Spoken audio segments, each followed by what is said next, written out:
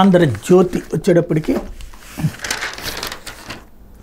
వాసుదేవరెడ్డికి CID ఉచ్చు అంటూ మద్యం స్కామ్లో పిలిపించి ప్రశ్నించిన అధికారులు కీలక వివరాలు బయటపెట్టిన బెవరేజెస్ కార్పొరేషన్ మాజీ ఎండీ ఆ వివరాలను ఆధారాలతో పోల్చి చూస్తున్న సిఐడి అధికారులు డిస్టిలరీల యజమానులను విచారించాక తదుపరి చర్యలు మాజీ సీఎం జగన్కు ఎక్కట్లే అందులో పెద్ద లాయర్లతో చర్చలు పెద్ద లాయర్లతో చర్చలు ఎన్నికల ఫలితాలు వచ్చాక ఫైళ్లు హార్డ్ డిస్కులు తీసుకెళ్లిన వాసుదేవరెడ్డి జూన్ 6 నుంచి అజ్ఞాతంలోనంటూ జగన్ బెంగళూరు ప్యాలెస్ సమీపాన హోటల్లో వాసుదేవరెడ్డి మకం లాయర్లతో కలిసి లోపలికి వెళ్లిన వైనం పసిగట్టిన సిఐడి బృందాలు వెంటనే పిలుపు అంటూ మద్యం అక్రమాల సూత్రధారి వాసుదేవరెడ్డి అన్న క్వశ్చన్ మార్క్ కూడా వేశారు. డిస్టిలరీల నుంచి షాపుల వరకు ఆయన కనుసన్నల్లోనే అస్మదీయ సంస్థలకు భారీగా ఆర్డర్లు, పొరుగు కంటే అదనంగా చెల్లింపు, ఆ అదనపు మొత్తం పెద్దల జేబుల్లోకి బార్ పాలసీలోనూ పెత్తనం, సంబంధం లేని ఎక్సైజ్ సెబ్ అధికారుల బదిలీల్లో కూడా జోక్యం అన్నటువంటి వార్తని హైలైట్ చేశారు. అయితే పవన్ చెప్పిన బేఫికర్ అంటూ కాలుష్య నియంత్రణ మండలిని వేడని వైసీపీ వాసన. కాలుష్య నియంత్రణ మండలిలో కొందరు అధికారులు డిప్యూటీ సీఎం పవన్ కళ్యాణ్ ఆదేశాలని బేఖాతరు చేస్తున్నారు. వద్దన్న పని చేయడానికి సిద్ధమవుతున్నారు. ప్రభుత్వం మారిన వారిలో వైసీపీ వాసన వేయడం లేదు.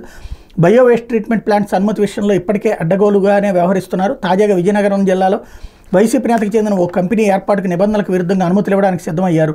డిప్యూటీ సీఎం పవన్ కళ్యాణ్ దృష్టికి వెళ్లడంతో అనుమతులు ఇవ్వకుండా కొద్ది రోజులుగా ఆపేశారు. ఆయన మార్చి ఇప్పుడు మళ్ళీ సదరు ఫైల్ని అధికారులు మెల్లగా తెరపైకి తీసుకొస్తున్నారు. దీని అంతటికీ కారణం వైసీపీ హయాం నుంచి పాతుకుపోయిన కొందరు అధికారులు ఇప్పటికీ భారీ ఎత్తున ముడుపులు తీసుకోవడమేనన్న ఆరోపణలు వినిపిస్తున్నాయి. ఇదే కాకుండా రాష్ట్రంలో మరో 7 కొత్త ప్లాంట్ల ఏర్పాటుకి భారీ స్కెచ్ వేశారన్నటువంటి వార్తని హైలైట్ చేశారు. పరిశ్రమలు రావడానికి కూడా వైఎస్ఆర్ కాంగ్రెస్ పార్టీ వాడైతే రాకూడదు, తెలుగుదేశం వాడైతే రావాలి, జనసేన వాడైతే రావాలని, మరి ఇది ఎక్కడ విచిత్రమైనటువంటి జబ్బు అర్థం కావట్లేదు. పరిశ్రమలు పెట్టడానికి పిలిచారు, పిలుస్తుంటే వాళ్ళు వస్తే వాడు వైసీపీ వాడు కాబట్టి అని చెప్పి ఆపేస్తున్నారు. పోనీ తెలుగుదేశం వాళ్ళు వచ్చి తీసుకోవచ్చు కదా, ఇస్తానంటే ఎవడాపాడు వాళ్ళని. ఇక్కడ బేసిక్గా వీటిట్లో పెద్ద ఆదాయం రాదన్నటువంటి కాన్సెప్ట్తో ఎవడో ముందుకు రాడు. ప్లస్ దీనివల్ల పర్యావరణం అని అదని ఇదని తర్వాత కాలంలో లిటిగేషన్స్ వస్తాయని ఎవరు రారు. అట్లాంటిది వచ్చినటువంటి వాళ్ళకి వైసీపీ ముద్రేసి పక్కన పెట్టాలి. అంటే వైసీపీ వాడు పరిశ్రమ పెడితే నడపకూడదా? ఇప్పుడు ఆ లెక్కనే తెలుగుదేశం వాళ్ళ పరిశ్రమలు తీసేయించాలనుకున్నటువంటి కాన్సెప్ట్ కరెక్ట్ అవుతుందా? అంటే ఒకళ్ళు వస్తే ఇంకొకళ్ళని వేధించాలి, పారిశ్రామికవేత్తలను వేధించాలి, రియల్ ఎస్టేట్ వాళ్ళని వేధించాలి.